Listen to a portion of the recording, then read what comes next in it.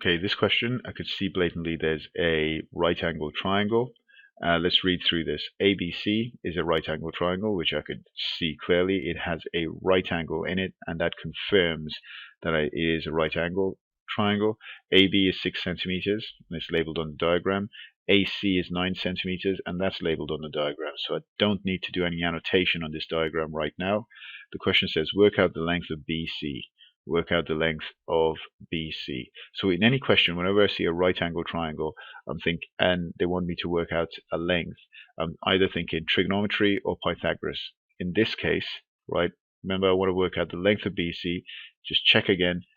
They want us to give the answer to 3 significant figures, so I'm going to need to use my calculator. I'm going to need to do some rounding. All right, so looking here, I'm going to use Pythagoras for this because there are no angles involved, right? And there are 2 sides, and I want to work out the third one. And the third one is opposite the right angle, so that's the hypotenuse. Okay, so I'm going to do b squared is equal to ab squared plus ac squared. So 9 squared plus 6 squared.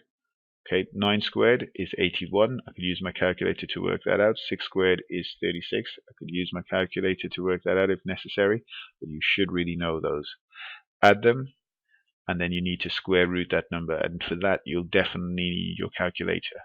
You want to get a precise answer. Square root of 117 is 10.81665. You're going to pick that up from your calculator. Do write down that number, and then you want to get it to 3 significant figures. So 3 significant figures, always counting from the front, not counting any zeros that you come across at the front, right? So it's 1, 2, 3, and then we're going to chop it off there. Okay, you do count that 0 there, but it's just anything at the front. If there's 0.00, you don't count those. Okay, so do I need to do any rounding? The next number along is a 1, so nope. My answer is going to be 10.8 centimeters. Remember, we're working in centimeters. They've actually even written centimeters in the answer space here.